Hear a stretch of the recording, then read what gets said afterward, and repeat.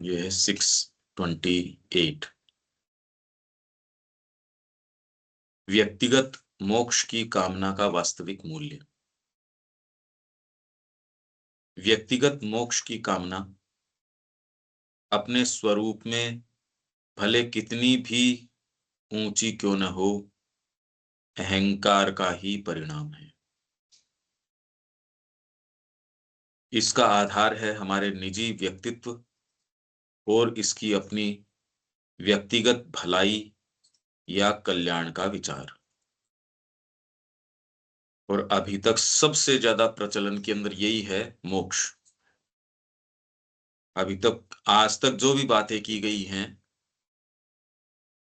तो ये एक नवीन चीज है।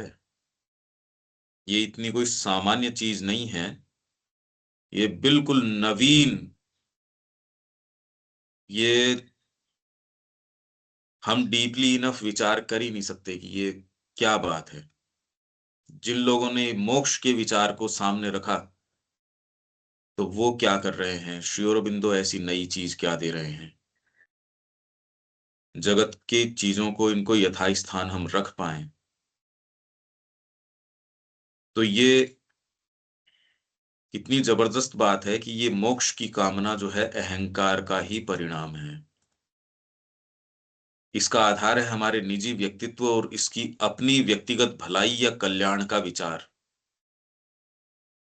इसमें विचार के अंदर तो हमको लगता है यार ईगोइस्टिक बात है ये, व्यक्तिगत भलाई और कल्याण। हमको तो भगवान से मतलब है, हमको तो इससे मतलब है। दुख यंत्रणा से छूट निकलने की इसकी उत्कंठा, या जन्म ग्रहण के कष्ट के मिटने के लिए इसकी चीख पुकार।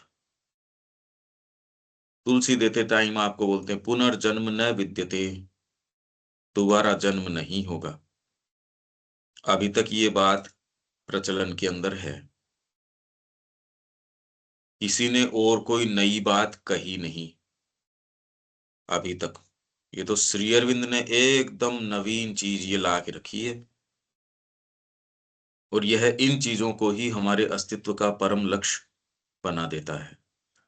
अस्तित्व का परम लक्ष्य क्या है? व्यक्तिगत भलाई या कल्याण का विचार, दुख यंत्रणा से छूट निकलने की इसकी उत्कंठा, या जन्म ग्रहण के कष्ट के मिटने के लिए इसकी चीख पुकार। नहीं तो आदमी कहता अभी इसी फेर में मैं लगा रहूंगा, मन प्राण शरीर अपनी चीज चलाते रहेंगे, त्रिगुणों के वश में रहोगे, अच्छा काम कर नहीं सकते। समझदार हैं वो समझते हैं कि धोखे बहुत ज्यादा हैं, बहुत ही ज्यादा धोखे हैं। ऐसे रखो तो प्रॉब्लम है, ऐसे रखो तो प्रॉब्लम है। तो जिन्होंने पूरा पूरा जीवन और कितने कितने जीवन लगातार इसके अंदर खपा दिए, वो जानते हैं अरे सब बकवास है, ये श्री अरविंद कह तो रहे हैं, होने की चीज है क्या ये कोई? भाई कहा तो जा रहा है, पर मोक्ष नहीं हो, किसको आकर्षण नहीं होगा इस बात का, ये बताइए। अगर आपको रियलिटी दिख जाए कि अरे ये हो रहा है हमारे साथ, कौन इससे मुक्त नहीं होना चाहेगा कि ये प्रपंच है, जगत प्रपंच है ये। तो अभी हम प्रपंच हमारे इतना खूब गले उतर रहा है, तो ये कहते नहीं नहीं ये ईगोइस्टिक। अरे अभी तो समस्या समझो, अभी इतनी उतावली न करो। अहंकार के इस आधार के पूर्ण निराकरण के लिए व्यक्तिगत मोक्ष की कामना से ऊपर उठना आवश्यक है। व्यक्तिगत मोक्ष की कामना नहीं, इसमें एक नया डायमेंशन ये है, माँ की सेवा का विचार, अपने इष्ट की सेवा का विचार। यदि हम भगवान की खोज करते हैं, तो यह खोज भगवान के लिए ही होनी चाहिए और किसी चीज के लिए नहीं, क्योंकि यही हमारी सत्ता की परम पुकार है। यही हमारी आत्मा का सबसे गहरा सत्य है। मोक्ष प्राप्ति की चेष्टा, आत्मा की स्वतंत्रता। अच्छा ये तो ठीक है, ये कह रहे हैं यदि हम भगवान की खोज करते हैं तो ये भगवान के लिए ही होनी चाहिए और किसी के लिए नहीं, क्योंकि यही हमारी सत्ता की परम पुकार है, हमारी आत्मा का सबसे गहरा सत्य है। तो अभी तक ये जो भगवान की ओर जा रहे थे, ये किसके लिए जा रहे थे? इसमें क्या नई बात कह दी श्री अरविंद ने? वही चीज रिपीट कर रहे हैं, मतलब क्या नया है इसके अंदर? तो फिर ये जो अब तक प्रयास चल रहा है, ये क्या चल रहा है? क्या नया कह दिया इसमें? मोक्ष प्राप्ति की चेष्टा, आत्मा की स्वतंत्रता, हमारे सच्चे और उच्चतम स्व की अनुभूति और भगवान के साथ साथ ऐक्य की खोज इसलिए उचित है क्योंकि यह हमारी प्रकृति का उच्चतम विधान है। इसलिए क्योंकि यह हमारे अंदर के निम्नतर तत्व का परमोच्च तत्व की ओर आकर्षण है। इसलिए क्योंकि यही हमारे अंदर भागवत संकल्प है। क्या कह रहे हैं? मोक्ष प्राप्ति की चेष्टा, आत्मा की स्वतंत्रता, हमारे सच्चे और उच्चतम स्व की अनुभूति और भगवान के साथ ऐक्य की खोज इसलिए उचित है।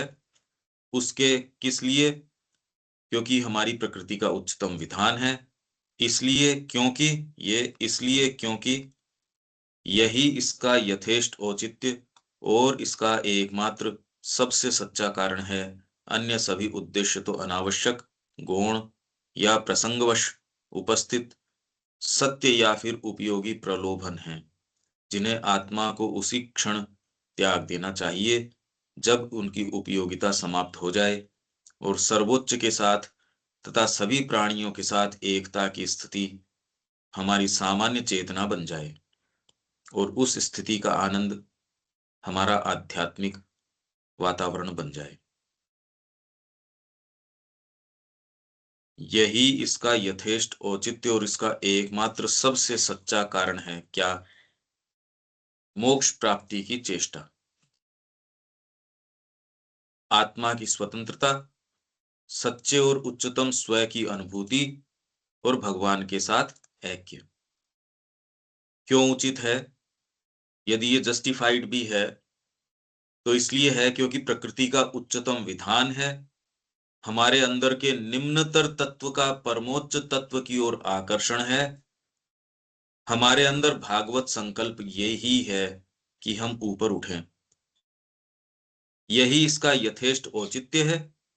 मोक्ष प्राप्ति की चेष्टा, आत्मा की स्वतंत्रता, सच्चे और उच्चतम स्व की अनुभूति इसका एकमात्र सबसे सच्चा कारण है। अन्य सभी उद्देश्य तो अनावश्यक, गौण या प्रसंगवश उपस्थित चीज है।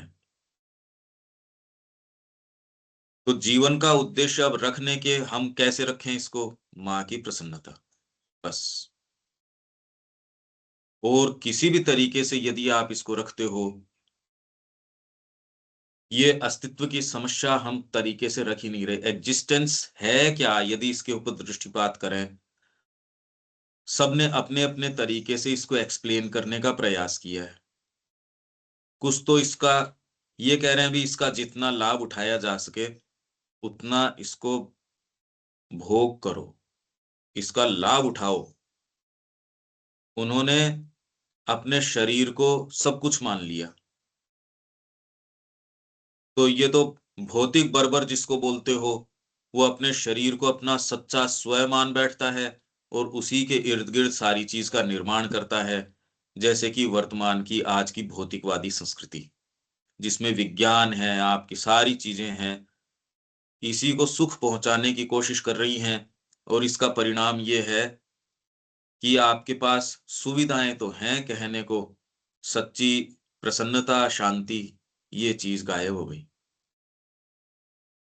प्राणिक बर्बर है, वो अपने प्राण को मान लेता है, ये ही उसका स्व है।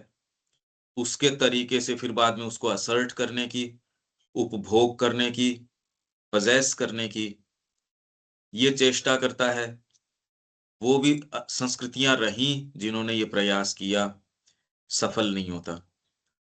मानसिक आदर्श के हिसाब से चलने का प्रयास यदि आप करते हो तो भी इसके अंदर चूक है। कितना भी आप इसको फॉर्मुलेट करो मानसिक तरीके से, बात बनती नहीं। तो सबने अपने अपने तरीके से एग्जिस्टेंस क्या है इसको एक्सप्लेन करने का प्रयास किया। तो यदि आप इसको एक ऐसा एक्सीडेंट मानते हो, अरे कहाँ इस अनित्य संसार में आ गए, तो दूसरे तो अपने तरीके से इसको कि कैसे इसका उपभोग करें, भाई आ गए अब जहां है उसमें तो मजा लो। और वो मजा लेना इसके ऊपर निर्भर करता है, आप अपनी व्याख्या शरीर के माध्यम से करते हो, प्राण के माध्यम से करते हो, या मन के माध्यम से करते हो। डिलीवरेंस कोई से में भी नहीं है, या फिर और गहरे तरीकों से करते हो। ये है समस्या। यहां तक अब ये दृष्टिकोण जनरली तो हमारा होता नहीं, इसलिए रिमाइंडर है ये। बाकी तो दीपक ठीक है, यहां तक कोई सेंटेंस या कोई बात इसमें?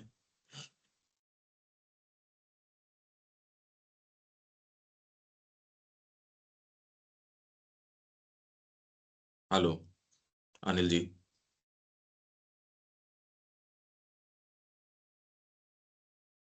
नहीं ठीक है, बड़ा इम्पोर्टेंट इशू चल रहा है ये। अभी एक मेरे विचार वैसे अलग से आ रहा था, मैंने कहा ये भाई मैं तो हूं ही नहीं। अगला मान लो वही अब मेरे थ्रू अभिव्यक्त कर रहा है, तो फिर बात कुछ अलग सी, मतलब एक अजीब सोच में चला गया था मैं भी। तो मतलब मैं को जब मैं कहता हूँ तो मेरे को बहुत एफर्ट लगता है भाई। मैं अब वो मेरे के थ्रू अभिव्यक्त हो रहा है, तो फिर मेरा तो कुछ उसमें कुछ रोल रहा ही नहीं ज्यादा है, मतलब हाँ कुछ अलग। इसीलिए, पर वो अपन ने जो जयपुर के अंदर पढ़ा था, फंडामेंटली एसेंशियली आप भगवान हो पर अभी चरितार्थता में नहीं हो। यहाँ तो उसके विपरीत चीजें हैं, और इसके अंदर आपका चयन है वो भगवान का ही एक बहुत बड़ा माध्यम है, साधन है उसका। हम्म। हार्ट बहुत बड़ा साधन है इस चीज का। हार्ट, क्योंकि मानसिक रूप से आप इस पहेली को कैसे भी रखो, हम्म।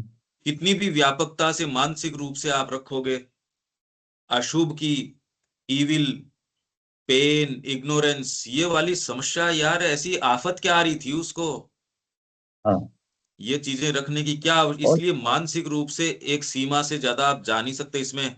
हार्ट का भी प्ले है, आपकी अंतरात्मा का भी प्ले है, सारे ही भागों का प्ले है।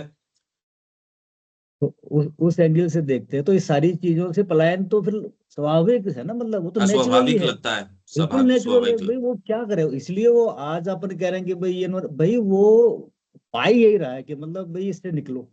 ये बिल्कुल। तो ये तो दलदल है या अपन फंस गए हैं, ये मृत्यु हाँ लोक है, मतलब आपको सजेशन भी ऐसे दिए जाते हैं, पढ़ाई भी ऐसे जाता है। हाँ। तो अपन उसको एक दूसरा लाने के लिए मतलब बड़ा मुश्किल सी पहेली लगती है ना ये। भाई आप ये भाई देखिए, ऐसा पर है। अब इसमें अनिल जी एक चीज देखो, कि या तो हमको इस बात से कोई मोक्ष वोक्ष से कोई विशेष लेना देना नहीं, जो जैसा सेटअप है उसका उपभोग करने के अंदर बहुत व्यस्त हैं हम, तो बात एक है। हाँ, तो फिर पर विचार ही नहीं आएगा ना, ठीक है चल रहा है। यदि आप वास्तव में सीरियस हो इस जीवन की पहेली के बारे में, ये मोक्ष के बारे में, श्री अरविंद जो ये बात नवीन बात कह रहे हैं, इसको कहने के लिए क्या चीज चाहिए, आप ये सोचिए। जो आज तक एस्टेब्लिश्ड है यहां तक, और अभी तक भी है, जो श्री अरविंद की बात है उसको कि वास्तव में हाँ सही टर्म्स के ऊपर ले पाना, इस तक तो आए ही नहीं लोग अभी। हाँ, मतलब इसको बदला जा सकता है ये विश्वास तो है ही नहीं ना। तो ये ये कह नहीं रहे है हैं कि ऐसे इसको बदला जा सकता है, एक नई दुनिया से बोलो, ये आश्वासन तो किसी ने दिया ही नहीं, ना। बदला नहीं जा सकता, यहाँ से निकल जाओ। भाई यहाँ तो हाँ फंस गए, ये तो गलती से आ गए, कहीं रॉन्ग डायल हो गए, अपन कहाँ आ गए पता नहीं। तो हाँ। इसका मतलब ये यहाँ हुआ से कि भाई निकल भागो वाले भी कम हैं, अब तो इसका उपभोग कर लो। आज हाँ की नहीं सुख सुविधा वो विज्ञान की टेक्नोलॉजी है, वो तो आपके आश्रमों में या आध्यात्मिक तबकों में इतनी प्रवेश कर चुकी है हाँ कि निकल भागो तो खाली एक विचार रह गया है, हाँ, वो तो कहने बहुत के कम लिए तो है। परसेंटेज है बिल्कुल। बाकी तो स्थिति तो जो है सो ही है। सोचने होलसेल का। आपके जो ये सुख सुविधा वाली जो चीज है वो एज इफ पूरा का पूरा ही अवतरण यहाँ हो चुका है, अब तो हाँ, इसके अलावा कोई दूसरी बात ही नजर नहीं आती। वो तो पूरा निकल चुका है, मतलब उसमें तो सोचने की बात ही नहीं है, मतलब है ही नहीं। हाँ बिल्कुल। पर ऐसे के अंदर ये जो श्री अरविंद कह रहे हैं, ये बात हम हाँ हाँ तो कर लेंगे, इसके हम्म। वास्तविक मायने तो आप ढीला छोड़ के अपने आप को देखो, इसके मतलब क्या निकलते हैं, तो आप कहते हो कि ये तो बहुत मोमेंटस इसके अर्थ निकलते हैं। इसी भाव से अब आप शिक्षा करवाओ, इसी भाव से अब आप चिकित्सा करवाओ, इसी भाव से जीवन को जियो, मतलब इसी भाव में आप अपने पूरे एग्जिस्टेंस को मोल्ड करो और मां श्री अरविंद का काम करो, ये मांग की जा रही है। ठीक बात है। इसके बिना यदि आप करते हो तो फिर और ऑप्शंस जो दूसरे हैं वो तो हैं ही, जो इतने समय से कितने ऑप्शंस आपके पास हैं, वो सारे ही हैं। इसमें इस में गिर जाओ, उसमें गिर जाओ, तो ये देखते हुए अब समस्या कितनी भयंकर पेचीदा है यूं तो। अगर आप अपने बलबूते पे इस वजन को लेके चल रहे हो तो ये तो बहुत बहुत ही खतरनाक यात्रा है। इसलिए इसका एकमात्र तरीका आपका साइकिक, माँ को समर्पण, बिल्कुल। उनकी प्रसन्नता क्या है, यदि वो आपका सरोकार हो जाए तो वो आपको बता भी देंगी, धीरे धीरे इंटरवीन करेंगी। मैं ये मोस्ट इफेक्टिव तरीका है, मोस्ट इंटीग्रल तरीका है। और दूसरे तरीकों में तो इतना वजन है, कैसे चल लोगे, मतलब ये बताओ। हाँ, नहीं नहीं, बहुत वो तो है, इतनी तो है ही नहीं अपने मद्दा नहीं है। हाँ, ये तो क्षमता ही नहीं है। प्राय व्यक्तिगत मोक्ष की इस कामना पर एक अन्य आकर्षण भारी पड़ता देखते हैं। कौन सा आकर्षण? यह आकर्षण भी हमारी प्रकृति की उच्चतर प्रवृत्ति का आकर्षण है, और यह मुक्त आत्मा को जिस कर्म को अवश्य करना चाहिए उसके मूल स्वरूप की ओर संकेत करता है। यही संकेत अमिताभ बुद्ध की महान कथा में अंतर्निहित है। ये तीन एटीट्यूड श्री अरबिंदो बता रहे हैं, ये गीता में अपन ने लिए हैं। तो ये मेरे को ध्यान नहीं था, वो यहाँ है, मेरे ध्यान आया था, मैंने कहा रेफरेंस अब गीता से आपको, इसमें एक विवेकानंद जी का एटीट्यूड है। ये एटीट्यूड विवेकानंद जी का एक, उसमें श्री अरबिंदो ने वो उन्होंने कहा कि भाई ब्रेक ऑल आइडल्स, सब मूर्तियों को तोड़ दो और एकमात्र जो भगवान है। तो श्री अरविंद ने कहा ये जो एटीट्यूड है ये ही परमोच्च एटीट्यूड है।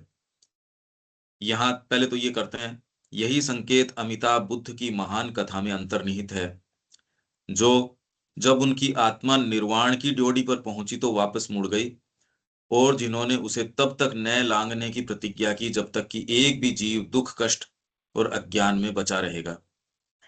मतलब मेरे को व्यक्तिगत मोक्ष की नहीं, यदि कोई जीव यहाँ, रामकृष्ण जी ने भी इसकी बात करी है, ये एक एटीट्यूड हो सकता है ना भैया। मतलब मैं व्यक्तिगत मोक्ष पा जाऊं, अनिल जी वहां बैठे हैं, अनिल जी को कैसे छोड़ दूंगा मैं, यहाँ मेरे जितने भी अपने लोग बैठे हैं, अनिल जी मेरे को कैसे छोड़ देंगे। अगर आपको कोई अच्छी चीज मिल रही हो, अगर अच्छी चीज है, तो आपका मैं तो मोक्ष से इससे छूट जाऊं, अरे मैं छूट जाऊंगा क्या मतलब है।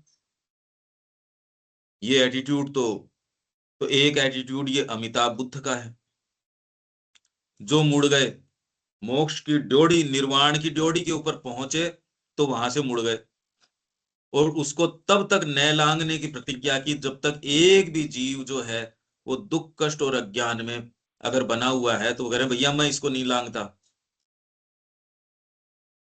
पर इसमें क्या कोई ऐसी ड्योढ़ी है? कहाँ है ये? कहाँ दिखती है ये ड्योढ़ी? ये जो आरोहण की बात करी जा रही है, क्या कोई फिजिकल सीढ़ी है, या मतलब है क्या ये? कहा तो जा रहा है ये, इस तक जाना उद्देश्य है भी या नहीं है? तो एक बड़ा ही विचित्र संसार है, आप एग्जिस्टेंस की प्रॉब्लम को जैसा रखते हो वैसा ही है ये, और हर जना अपने तरीके से रख रहा है, और उस तरीके से ही संसार उसके साथ एक्ट और रिएक्ट कर रहा है। कितनी विचित्र बात है, अगर आप ये को महसूस हो जाए तो न सामने नियम है न कोई बात है। ये एक जना इस एग्जिस्टेंस की समस्या को एक तरीके से रख रहा है, दूसरा दूसरे तरीके से रख रहा है। यही चीज भागवत, तो 3 एटीट्यूड आ जाएंगे, शायद इसी में विवेकानंद जी का है, इसी में आ जाएगा वो। ये गीता में अपन ने लिया। दूसरा एटीट्यूड हो गया भागवत का। भागवत का एटीट्यूड क्या है? मुझे न तो 8 सिद्धियों से युक्त परम पद की कामना है और न पुनर्जन्म से छुटकारे की। मैं चाहता हूं कि सभी संतप्त प्राणियों का दुख अपने ऊपर ले लूं और उनके अंदर प्रविष्ट हो जाऊं, जिससे वे कष्ट से मुक्त हो जाएं। अच्छा, यदि आप देखिए, सावित्री भी क्या कह रही है? Give me for earth and man. मेरे को इसकी कामना की नहीं है। अच्छा, माँ और श्री अरविंद ने ये इस रूप में कहा तो है, और उनका योग जो है वो पूरी मानव जाति के लिए, इस पूरे के उत्थान के लिए है। पर इसकी शुरुआत या वास्तव में इसको कैसे रखें? योग किसके लिए? मानव जाति के लिए नहीं। यद्यपि वो ये सारी बातें सावित्री में भी ये कह रहे हैं, अश्वपति जाता है तो विजन एंड दिबून, सावित्री जा रही है तो वो लास्ट के अंदर ये मांग रही है कि ना, मेरे को व्यक्तिगत कोई कामना नहीं है, give me for earth and man. Shri Arvind ने मानव एकता की बात करी है, सारी चीजें बात कर रहे हैं वो। और यहाँ अतिमानस के अवतरण की बात कर रहे हैं वो, तो पूरी चीज के उत्थान की बात कर रहे हैं। पर जैसे ही योग को रखने की बात आती है तो माँ और शरीर की, तुम किसके लिए योग करना चाहते हो? मनुष्य जाति के लिए। ये कोई कारण नहीं है। तो यदि आप उसको इस चीज से जोड़ो तो आप कहते ये क्या बात हुई? एक और तो आप ये कह रहे हो हर जगह की नहीं, व्यक्तिगत मोक्ष की नहीं, मनुष्य मात्र के, जीव मात्र के लिए चाहिए उसका उत्थान।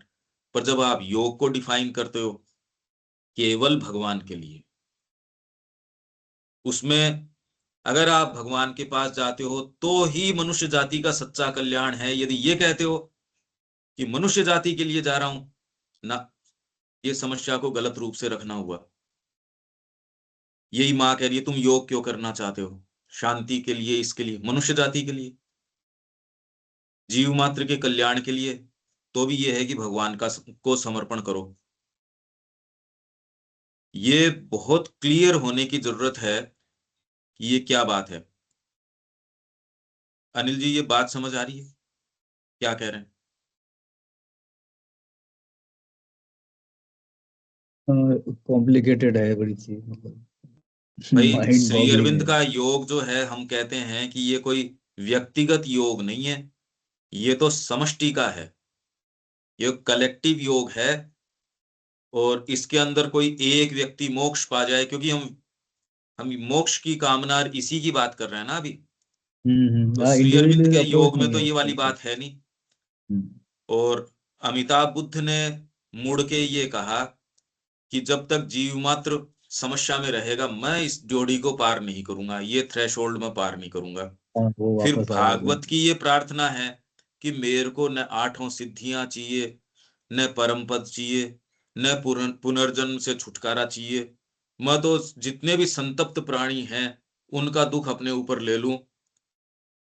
पर मां श्री अरविंद ऐसी बात नहीं कर रहे, यद्यपि उनका सारा योग कलेक्टिविटी के लिए है। पर उसका तरीका ये नहीं है जिस तरीके से ये चीजें रखी जा रही हैं। वो तो करे अपनों को पूर्ण रूप से मां को दे दो, उसी में यदि कोई कल्याण निहित है तो सच्चा कल्याण का मार्ग भी वही है। यदि आप यूं रखते हो जिस तरीके से भी भागवत भी जो रख रही है, उसके पीछे एक मूल सत्य है। पर आज की हमारी बुद्धि, जो जिसको परोपकार या इससे बड़ी प्रभावित है, सच्चा परोपकार भगवान में है, ये बात समझती नहीं।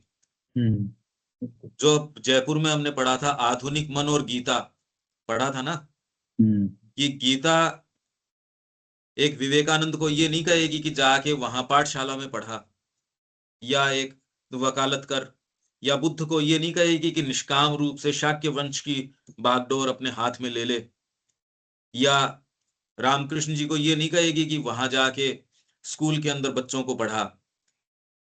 तो जब वो विवेकानंद को जो चीज कहती है, विवेकानंद ने जो काम किया वो बिल्कुल गीता का जो कर्मयोग है या निष्काम कर्म है वही किया। ये पढ़ा था ना अपन ने वहां पे। बिल्कुल। पर आधुनिक मन को ये बात बिल्कुल नहीं समझ में आती। तो इसलिए ये बात डीप डाउन समझना जो अभी हम कह रहे हैं, यद्यपि श्री अरविंद का सारा योग जो है, अरे अतिमानस लेके आ रहे हैं वो कोई एक व्यक्ति के लिए थोड़ी है, हाँ हाँ, वो तो पूरा आमूल से परिवर्तन की बात वो है। पूरा परिवर्तन है।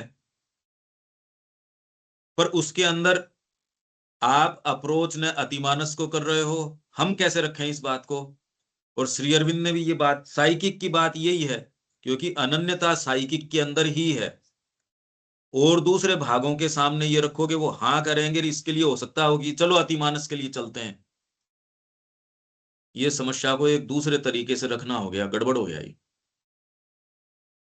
तो इसमें तो अनन्यता मां श्री अरविंद की प्रसन्नता के प्रति, बस। उससे इतर हमारे लिए न अतिमानस है न कोई और दूसरी चीज है। उससे अतिमानस आता है तो बहुत अच्छी बात है। और इंडिपेंडेंटली कर भी क्या सकते हो आप, ये बताओ। मतलब की वही है, इसकी कुंजी भी वही है, और कुछ है नहीं। तो ये जो भागवत यहाँ कह रही है, मैं चाहता हूं, ये प्रार्थना है कि सभी संतप्त प्राणियों का दुख अपने ऊपर ले लूं और उनके अंदर प्रविष्ट हो जाऊं। मोक्ष की कामना के ये और विकल्पों की बात कर रहे हैं, यही भाव स्वामी विवेकानंद, ये तीन उदाहरण उसके अंदर हैं, तीन भाव हैं। और ये विवेकानंद की जो लास्ट लाइन है ना, इसमें इसकी प्रार्थना की लास्ट लाइन श्री अरविंद कह रहे हैं, यही सच्ची बात है। क्या कह रहे हैं ये देखो, इसको आप चाहे अंडरलाइन कर लो, हम सारे इससे प्रभावित हैं। जैसे ये कह रहे हैं दरिद्र नारायण और ये नारायण, ये सब टोटल बकवास है, पर ये कहने की साहस है ही नहीं किसी में। यही भाव स्वामी विवेकानंद के एक पत्र के अत्युत्कृष्ट अंश को प्रेरित करता, जहां उन महान वेदांती ने लिखा है, मुझे अपनी मुक्ति की कोई इच्छा नहीं रही है। मैं चाहता हूं कि मैं फिर पैदा हूं और हजारों कष्ट भोगूं, जिससे मैं उस एकमात्र ईश्वर की पूजा कर सकूं जो वस्तुतः सत है, उस एकमात्र ईश्वर की जिसे मैं मानता हूं, जो सब आत्माओं का अंतिम परिणाम अथवा कुल योग है। और इससे भी बढ़कर वह ईश्वर जो सब जातियों और उपजातियों के दुष्ट जनों में है। मेरा वह ईश्वर जो सब दीन दुखियों में है, वह दरिद्र नारायण ही मेरा विशेष पूजा पात्र है। जो उच्च और नीच, संत और पापी, देवता और कृमि है, उसकी पूजा करो। दृश्य, ज्ञेय, वास्तविक और सर्वव्यापक की पूजा करो। अन्य सभी मूर्तियां तोड़ फेंको। श्री अरविंद कह रहे हैं ये विशेष बात है, अंतिम दो वाक्य कि लास्ट में ब्रेक ऑल आइडल्स, और सब मूर्तियां तोड़ दो। ये और बाकी सब देश, जाति, परिवार, ये जितनी भी है सब आइडल्स हैं, मूर्तियां हैं, केवल मां। क्या ये कह सकते हैं क्या अभी हम, ये है बात तो। सही अभी है। तो हमारे लिए भगवान हो गया हमारा शरीर, और बातें तो छोड़ो। अभी तो सर्वोपरि है शरीर, और शरीर के संबंध से जो जो परिवार है। अरे हम इतना मुश्किल पा रहे हैं, और की बात छोड़ो। अब इसमें कंफ्यूजन हो नहीं सकता, गीता ने बता दिया, महाश्री अरविंद जगह जगह बता रहे हैं। बातें कर रहे हैं आसमान की, यहां भी वर्तमान तो धंसे हम किसी और ही चीज में। अन्य सभी मूर्तियां तोड़ फेंको, जिसमें न पिछला जीवन है, न भविष्य का जन्म, न मृत्यु है, न जाना न आना, जिसमें हम सदा से एक हैं, सदा एक रहेंगे, उसकी पूजा करो। अन्य सभी मूर्तियां तोड़ दो। ये विशेष बात है विवेकानंद जी की।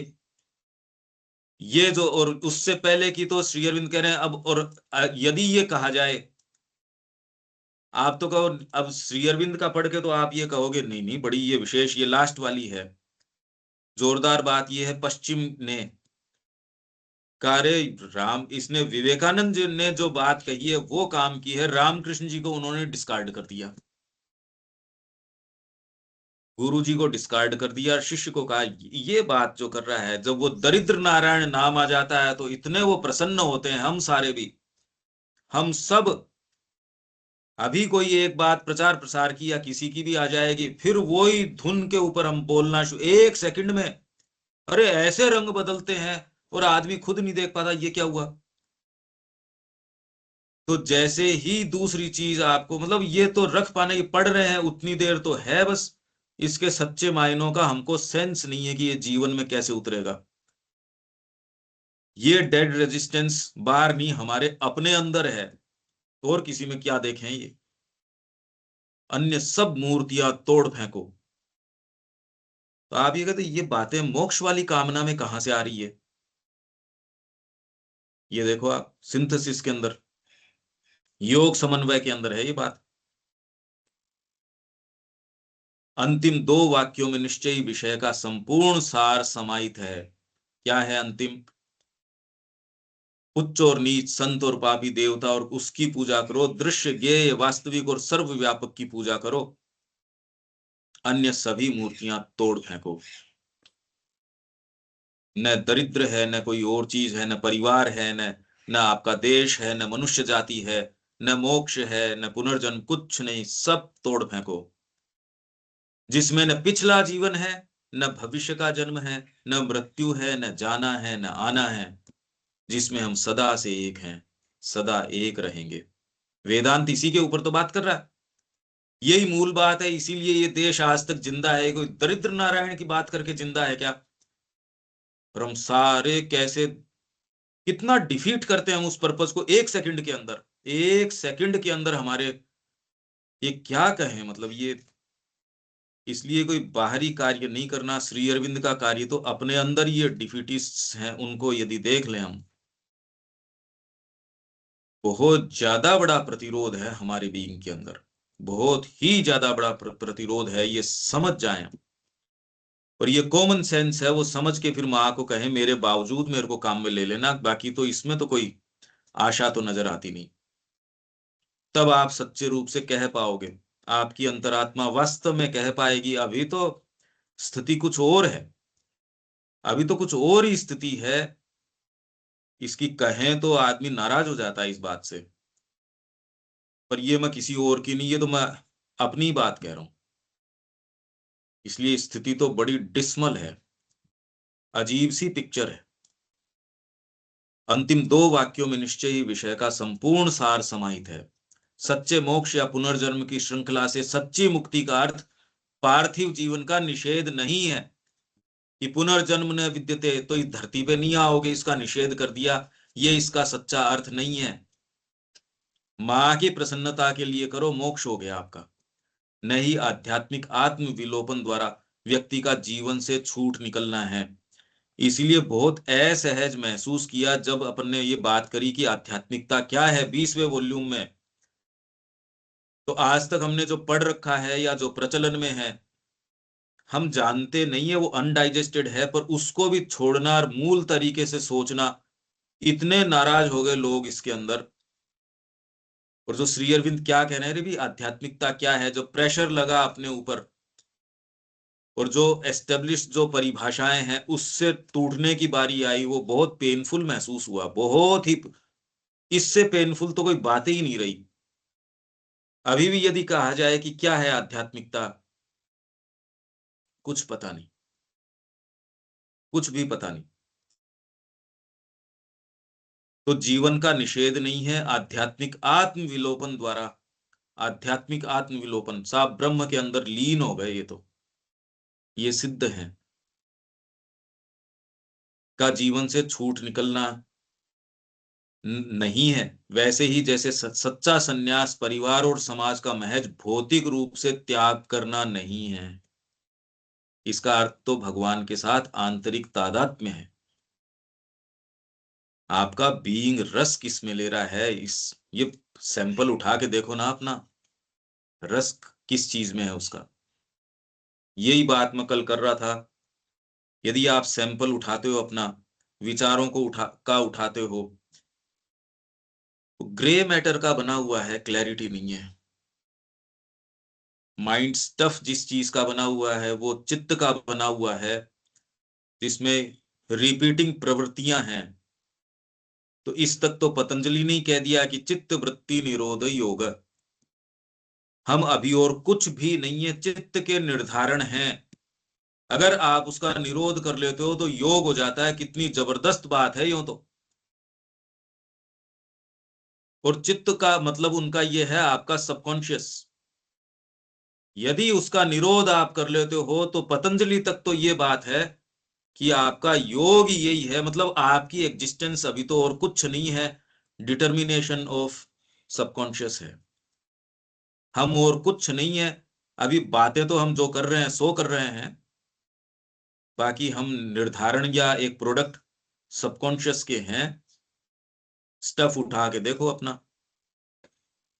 पतंजलि ये कह रहा है उसके ऊपर यदि निरोध कर दिया जाए तो योग हो गया।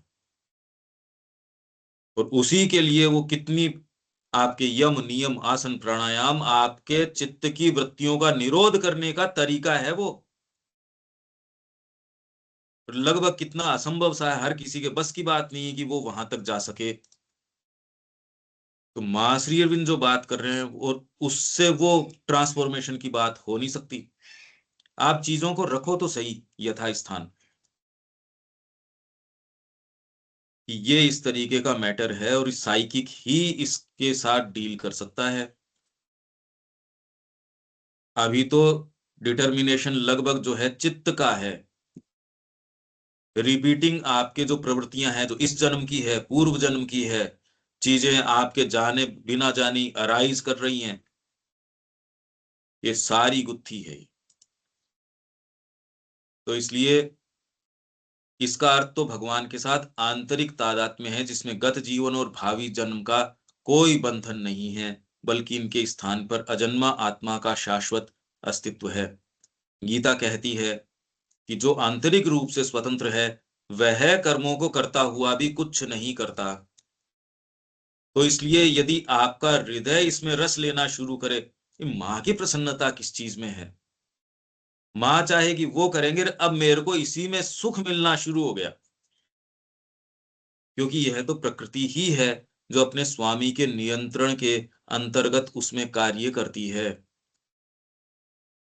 इसी प्रकार चाहे वह सैकड़ों बार शरीर धारण करे तो भी वह जन्म के हर प्रकार के बंधन से या अस्तित्व के यांत्रिक पहिए से मुक्त रहता है। आपको दिक्कत ही नहीं है फिर। व्यक्तिगत रूप से जन्म लेने से नहीं लेने से आपका कोई सरोकार ही नहीं है, क्योंकि वह अजन्मा एवं अविनाशी आत्मा में निवास करता है, देह के जीवन में नहीं। अच्छा, इसके लिए कोई आपको समाधि अवस्था में रहने की जरूरत नहीं है, जैसा कि पहले वो कह रहे हैं अक्षर की शांति में रहो, तो ये हो सकता है, नहीं तो करो कैसे इसको। पढ़ने में तो क्या जोर आता है, पढ़ के तो हम गुजर जाएंगे इससे। भाई ये हमसे बात की जाए तो करो कैसे इसको। तो इसी का गीता कह रही है यज्ञ रूप से कर्मों को परिवर्तित करके, यज्ञ रूप से करो। माँ क्या चाहती है, अगर आप इस बारे में सीरियस हो, ये प्रश्न भी यदि करते हो कि माँ क्या चाहती है, तो ये माँ की क्रिया को स्थान दे देगी ये बात। हर मोमेंट आप तो ये पूछो ना माँ क्या चाहती है, चाहे मानसिक रूप से ये प्रश्न करना शुरू कर दो, भाई मेरे को तो वो करना जो माँ चाहती है। फिर देखो कैसे आपके पास हर मोमेंट आप ये भी कर सकते थे, पर माँ चाहती है ये बात कैसे धीरे धीरे धीरे धीरे। अच्छा, आपको कई चीजों के अंदर पता है, उन चीजों में आप नहीं पूछोगे माँ क्या चाहती है। आप सोच समझ के नहीं, वहां कहते ना ना भैया ये इसको टच मत करना। आप करके देखो, इसमें ट्रांसपेरेंसी नहीं मेंटेन कर पाओगे। मानसिक रूप से भी, भावना तो बहुत दूर की बात है। कई चीजें हैं वहां, यदि ये ट्रांसपेरेंटली व्यक्ति इस चीज को लागू कर पाए कि माँ क्या चाहती है, तो फिर बाद में ये मानो वो तो धीरे धीरे प्रवेश कर जाएगी, आपके बावजूद आपको हाथ में ले लेगी। ये जो प्रश्न है, इसीलिए गीता जो इसका उत्तर दे रही है यज्ञ रूप से कर्म करके मेरी प्रसन्नता के निमित्त कर, बहुत बड़ा रहस्य है ये, बहुत ज्यादा बड़ा रहस्य है ये। इनफैक्ट यही ट्रांसफॉर्मेशन ले आएगा। इसी को एग्जीक्यूट करने में आप पाओगे, किन्हीं चीजों में तो आप इसको कर पाओगे, लगभग चीजों में तो नहीं कर पाओगे इसको, कि माँ क्या चाहती है, कि उन चीजों में आप नहीं चाहते ना कि माँ चाहे वैसा हो। वो तो आप चाहते हो वैसा हो, और माँ उस तरीके से मोल्ड करें। क्यों Anil ji?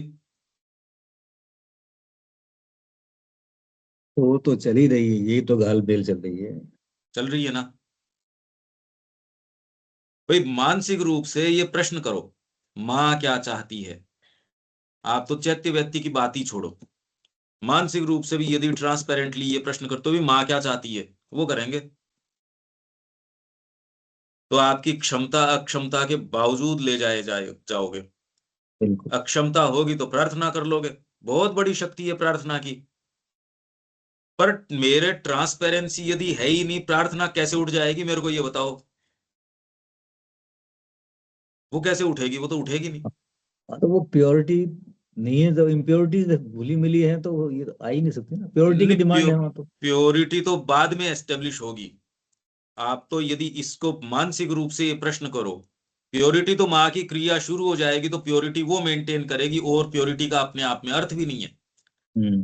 Purity by definition ये है कि माँ की इच्छा आपके अंदर फ्लॉलेसली अभिव्यक्त करे, वो है प्योरिटी।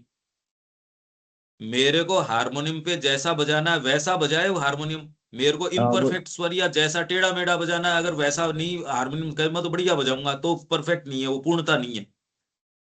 मैं जैसा बजाना चाहूं वो हारमोनियम वैसा बजा दे, हाँ वो तो इंस्ट्रूमेंट हो गया परफेक्ट। ये पूर्णता आपकी, मतलब जो माँ की विल हो आपके अंदर उसको अभिव्यक्त करने में कोई व्यवधान नहीं हो, ये आइडियल है पूर्णता का, जो मतलब डेफिनेशन ये है। और अपने आप में पूर्णता क्या है, भगवान जो चाहे आपका बीइंग फ्लॉलेसली उस चीज को रिफ्लेक्ट कर दे, अभिव्यक्त कर दे, यह है पूर्णता। तो यदि आप इसको इस प्रश्न को भी खड़ा रखते हो, माँ क्या चाहती है, तो इस जीवन का काम बन जाएगा। पर इसमें आप ये पाओगे कि जैसे ही ये प्रश्न खड़ा करते हो और अपने इर्द गिर्द की व्यवस्था को देखते हो, आप जिस भौतिक वातावरण में हो, जिस साइकोलॉजिकल वातावरण में हो, उसके ऊपर जब इस प्रश्न से दृष्टिपात करते हो, तो आप ये पाओगे कि भाई इन चीजों के ऊपर तो ये प्रश्न हम लागू नहीं करेंगे सोच समझ के, भैया ये तो नहीं किया जाएगा, ये ट्रांसपेरेंसी मेंटेन नहीं हो सकती। तो माँ हमको दे सके या ये रूपांतर हो सके या कोई भी प्रक्रिया हो सके, उसमें व्यवधान का कारण माँ का नहीं आना नहीं, हमारी प्रकृति है उसका व्यवधान, कि हम ये ट्रांसपेरेंसी मेंटेन नहीं कर पा रहे, ये है कारण। पर अगर प्यास होगी तो आप कह दोगे माँ देख प्रॉब्लम है ये, तू कर, तो भी काम बन जाएगा। वो आसक्ति नहीं छूट रही, पर माँ से ये कह दो भाई मेरे से तो ये नहीं छूट रही, पर कोई चीज तो स्वीकृति करे, पर आप उसको एक्नोलेज ही नहीं करने की उसके अंदर हो, तो न तो प्रार्थना कर रहे हो न आपको वो नजर आ रही है, तो कैसे हो ये।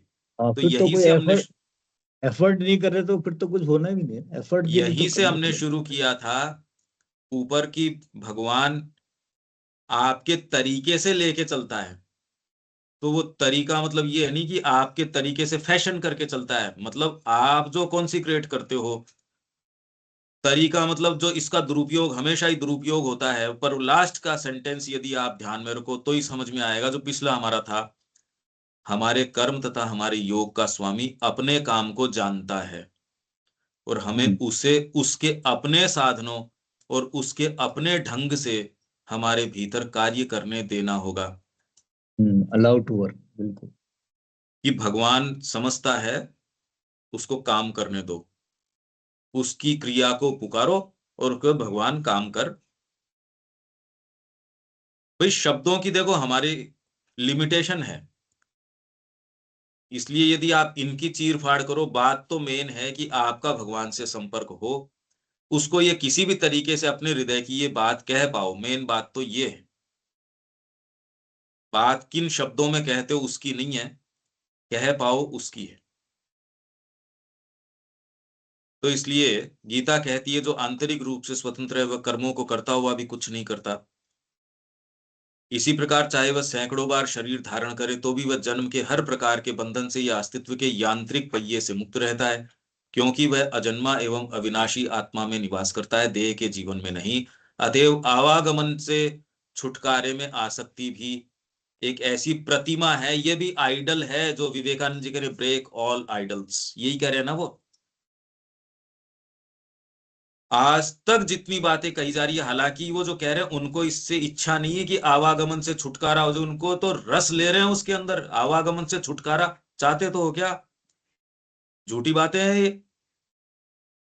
बिल्कुल झूठ है ये। आवागमन से छुटकारा मतलब, अरे गले तक उतर रही है वो, इतनी आसक्ति है उससे कि ये पुकार उठ तो रही है क्या, आवागमन से छुटकारा, कि धरती बड़ी पीड़ादायक। पीड़ादायक तो आपकी आसक्तियां मेरी पूरी नहीं हो पा रही, ये है।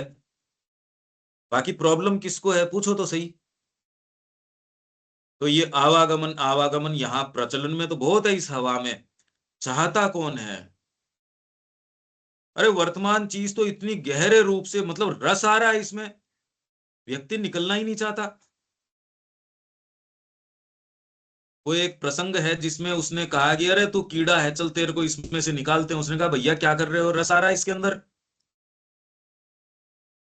हर व्यक्ति यदि वो कह रहा है परेशान हूं, तो उसको परेशानी में भी रस आ रहा है। आपको रस आ रहा है उस चीज के अंदर, पहले तो ये समझना। आवागमन से छुटकारे की बात तो बहुत अलग है। जो इस तक भी आ गया ये आवागमन है, तो भी ये अपने आप में एक प्रतिमा है, इसको भी तोड़ दो, ये विवेकानंद जी कह रहे हैं। तो इसलिए आवागमन से छुटकारे में आसक्ति भी एक प्रतिमा है।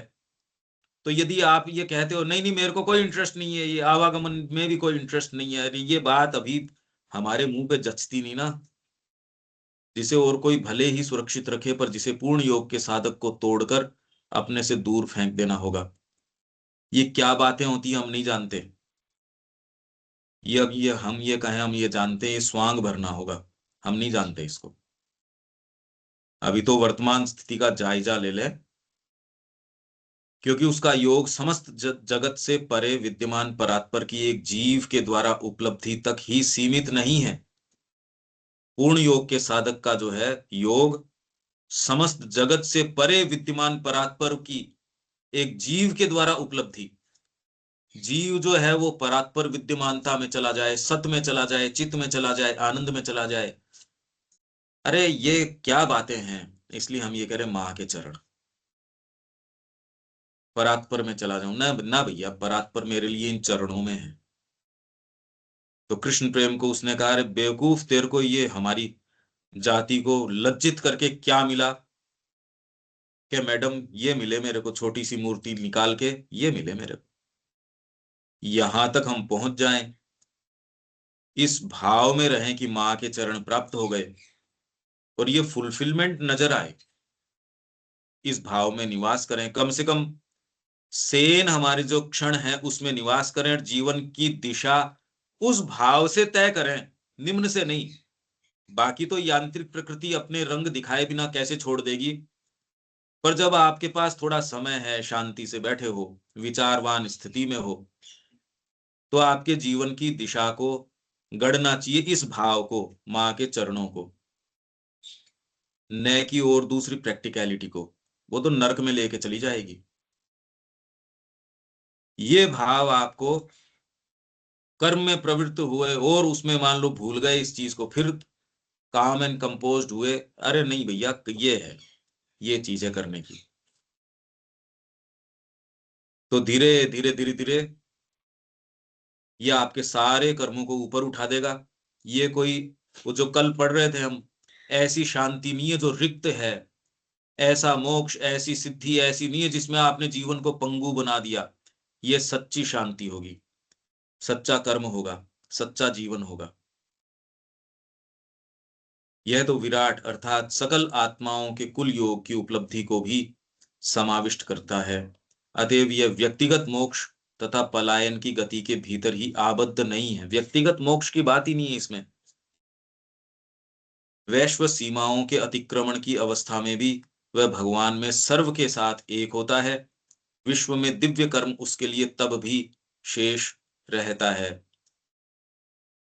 और आप यहां जब माँ की प्रसन्नता के लिए करते हो, और माँ के अलावा कोई दूसरी चीज ही नहीं है, कर्मों को सच्चा हेतु मिल जाएगा। यहां से पलायन करने का उद्देश्य क्या है, कहां और जाओगे? वो स्थितियां यहीं आ गई ना आपकी। आप करे मोक्ष करके मैं यहां जाऊंगा, अरे कहां जाओगे, यही है ना माँ, जाओगे कहां? कहाँ जाओगे, क्या चीज मिलेगी वहां, मिलेगा क्या वहां, ये बताओ। वो तो यही है। इसी के लिए यहां भगवान ने अवतरण, मतलब पृथ्वी की इस स्थितियों के अंदर डिवाइन इसीलिए तो आया है। उन्हीं स्थितियों में चरितार्थता के लिए हम हैं।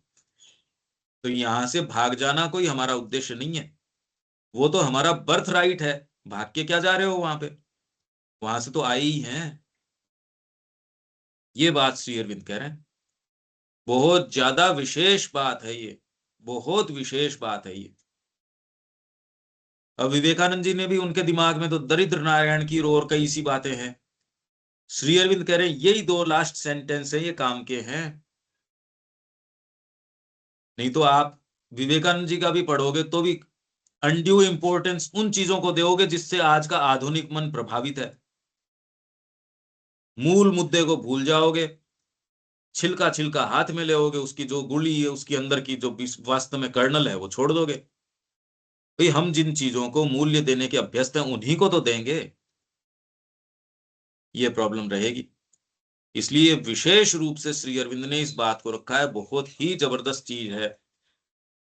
अब इसके ऊपर आप कितना ध्यान एकाग्र कर पाते हैं या सारे समय इसके ऊपर सोच पाते हैं, जब तक ये जीवन नहीं अपनाते तब तक तो देखो ये कोई सी भी बातें बातें ही रहेंगी, उजागर नहीं होंगी ये।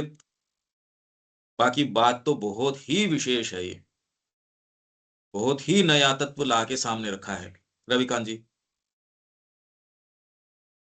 जी, बहुत बहुत बहुत मुख्य बात है। और जितनी देर आप बोल रहे हैं लगातार चिंतन चल रहा है। एक ही चीज जो बार बार आती है कि ये नहीं पता लगा पाते हम कि उसकी विल क्या है। हाँ। सरेंडर तो करने की कोशिश करते हैं, मगर यही कंफ्यूज हो जाता है आगे लास्ट में। और ये बहुत लंबी साधना करनी पड़ेगी, तब अंदर से आवाज आएगी कि आज आज के दिन उसकी विल क्या है, आज हमें सुबह उठ के क्या काम करना है। ये बस बड़ी दिक्कत है। और धीरे धीरे ये चीज समझ में आएगी। और बाकी तो वो भी उसके ऊपर है कि वो क्या हमारे अंदर करती है। मगर तड़फ पूरी है और पूरी तरीके से हम मंच गए हैं इस चीज में कि काम तो वही करना है जो माँ चाहती है।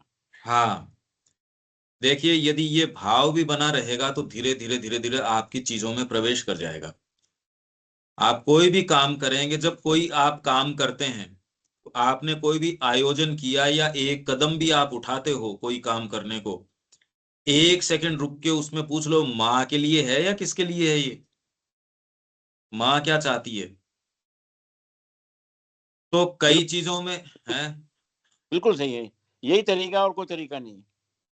तो उसमें आपके हृदय में, हृदय की वाणी ज्यादा आपके सही है बुद्धि से। बुद्धि बड़ा इंपॉर्टेंट आपका इंस्ट्रूमेंट है, पर हृदय जो है ना, अलग अलग नहीं है वैसे ये। हृदय में एक एक डीपर परसेप्शन, एक इंट्यूशन है।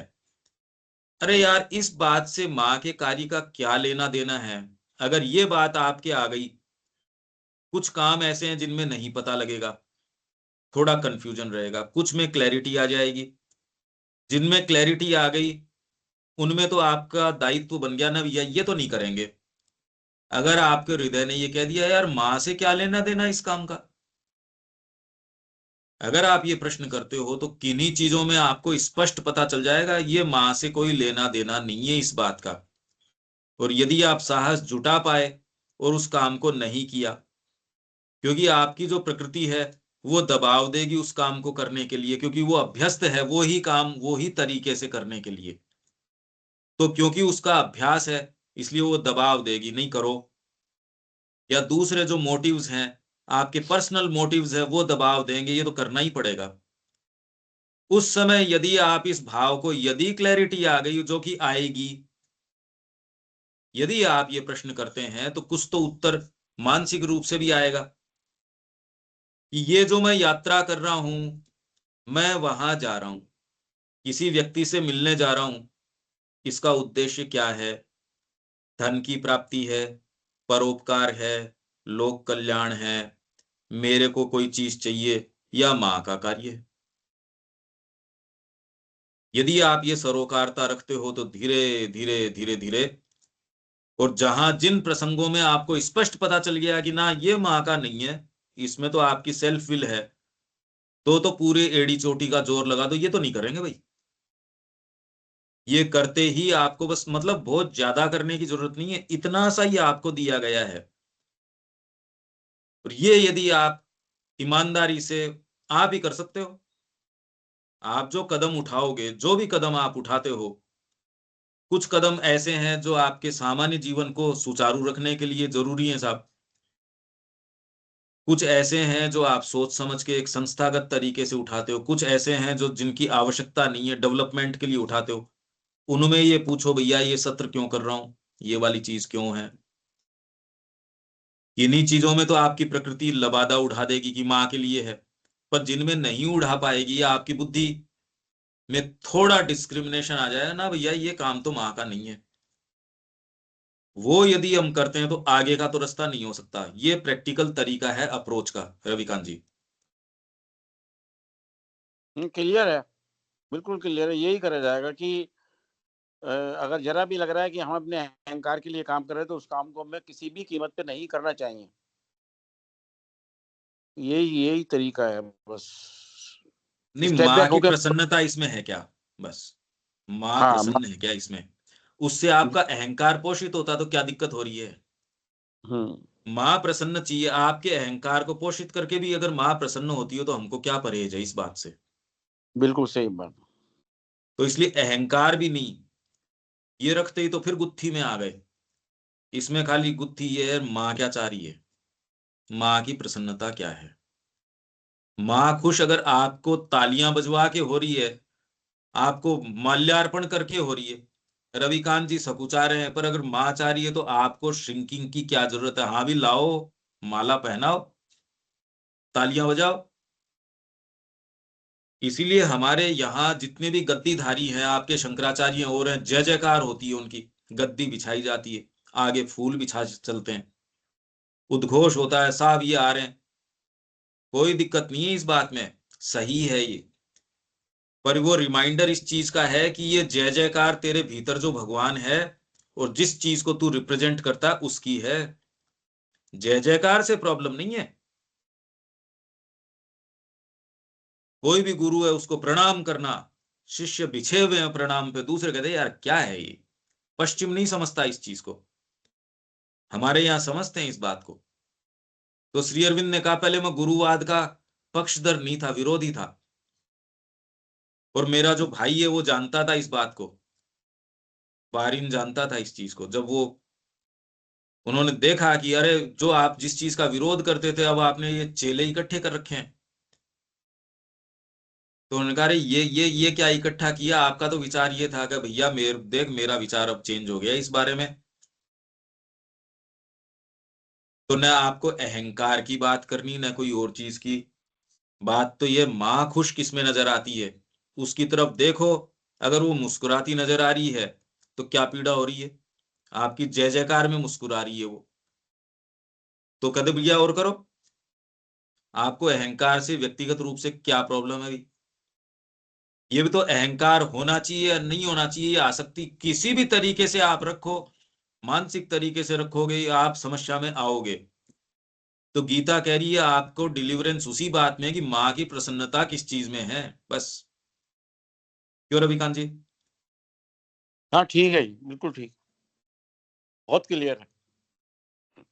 ये करने में तो कोई भी ऐसी बात है नहीं, ये अगर आपको दिया गया है, अगर वास्तव में करना चाहते हो, जीवन की गुत्थी को सुलझाना चाहते हो, तो ये तो प्रयास, ये अभ्यास और ये प्रैक्टिकल है।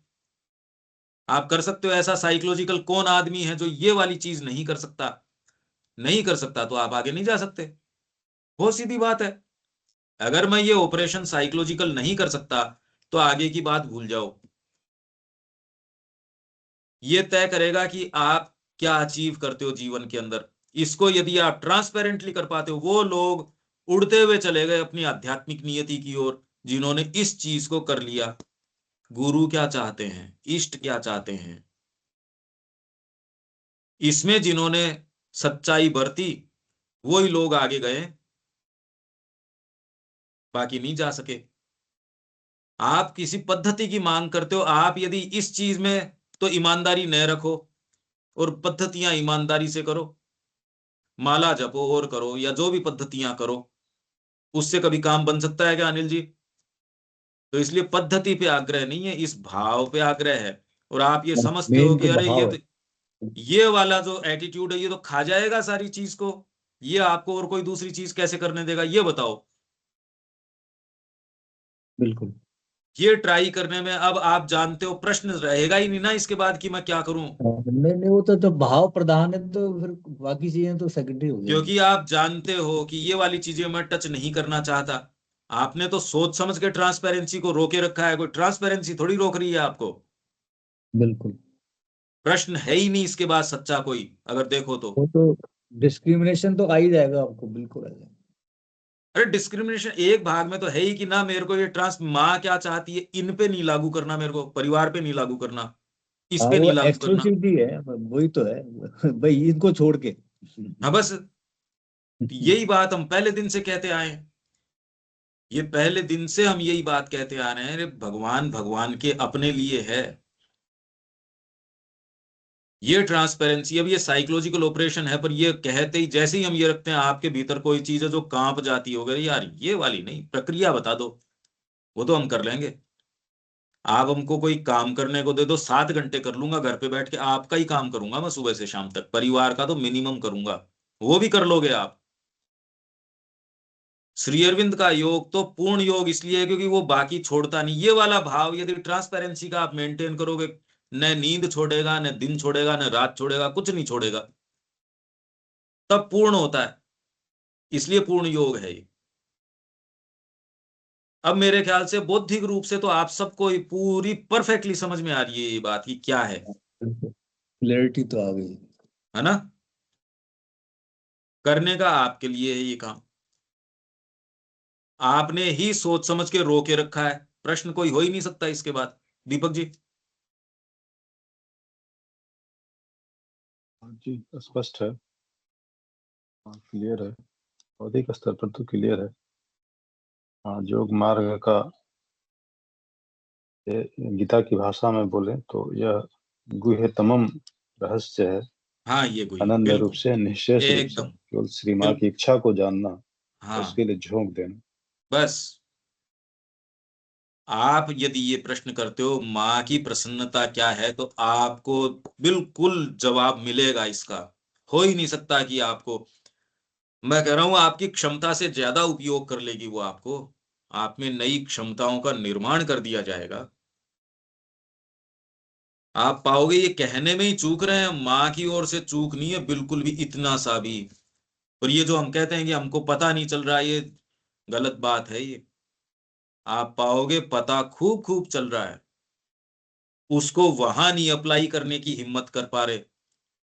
सब जगह इस बात को अप्लाई करो, माँ क्या चाहती है, और इसी में आपका, आपके परिवार का, देश का, मनुष्य जाति का, सबका यदि कल्याण कोई होता होगा तो सच्चा कल्याण इसी में है। यही कह रहे हैं विवेकानंद जी भी, अन्य सब मूर्तियां तोड़ दो। भी विवेकानंद जी को कौन पूछता यदि वही ट्रिवियल आदमी बना रहता तो क्या विवेकानंद होता, ये बताइए। अच्छा, हम जो जिनके प्रति भक्ति व्यक्त करते हैं, विवेकानंद जी बहुत ऊंचे, ये कह के हम ये कह रहे हैं हमने उनके प्रति अपनी निष्ठा जता दी, हम यही रहेंगे। अगर आपको ये कहे कि अनिल जी आप भी विवेकानंद जी बन सकते हैं, यार क्या मजाक कर रहे हो, इसके पीछे एक छोटी सी चीज है जो कुंडली मार के बैठी हुई है, वो ये कह रही है ना हमने पूजा अर्पित कर दी, और ये कह दिया भैया आप फोटो में लगे रहो, हम जो हैं सो हैं। आप इसको इंट्रोस्पेक्ट करके देखना या इस बात को ध्यान दे देना। तो सो कॉल्ड हम निष्ठा भी व्यक्त करके ये कहते हैं भैया तुम फोटो में बने रहो, अगरबत्ती के पात्र बने रहो, हम जो हैं हम हैं, आप बने रहो। आप ध्यान देना इस बात के ऊपर, अनिल जी आप देखना इस चीज को, हाँ नहीं, बिल्कुल ठीक है। है ना ये बात? हाँ मतलब एडोर कर लेंगे, पर बनने की और फॉलो करने हाँ की ना, बात में मतलब ही नहीं है, जब, हाँ मतलब ही पर नहीं है इस वो बात का। दिक्कत, ऑर्डर करने में तो क्या है, अगरबत्ती पूजा करने में तो बहुत अपना, हाँ हाँ मैंने बस, बस अपना काम कर दिया, हो हाँ गया। बस, आज की पूजा हो गया, आज की पूजा ठीक है। हाँ बस। ये प्रश्न है हमारा, तो माँ क्या चाहती है बस, और इसको ट्रांसपेरेंटली अप्लाई करो। ठीक है शब्या जी, अब इसमें तो मेरे ख्याल से कि क्या करना चाहिए या ये कैसे होगा, ये तो क्लैरिटी है इस बात में, तो अप्लाई करना व्यक्ति के ऊपर है।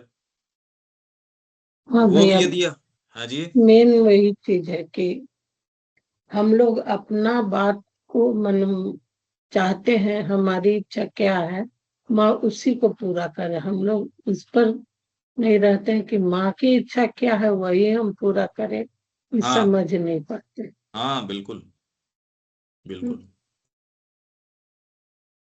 और वो हमारी इच्छा के अनुसार पूरा कर देती है तो हम बोलते हैं माँ का कृपा हो रहा है, हाँ नहीं होता है तो बोलते हैं कि कृपा नहीं हो रहा। हाँ, नहीं हो रही, माँ मेन बोलती चीज नहीं होना हमको। चाहिए, हाँ, हाँ माँ का इच्छा क्या है हाँ तो हम यही समझे। और बिल्कुल इस बता देगी वो, ये, यदि आप ट्रांसपेरेंटली इसको लगा पाओ, जितना आपको पता है उतना तो इसको एग्जीक्यूट कर दो। किसी क्षणों में आपको बिल्कुल क्लियर होगा, यार इस काम का माताजी से क्या लेना देना है, तो वो आप काम फिर भी करते हो। तो वो तो फिर बाद में अब जब पता ही चल गया तो वो तो हम नहीं कर सकते उसको। बड़ी प्लेन सी बात है ये। ठीक है, यहाँ विराम देते हैं, कल मिलते हैं। जय श्री राम।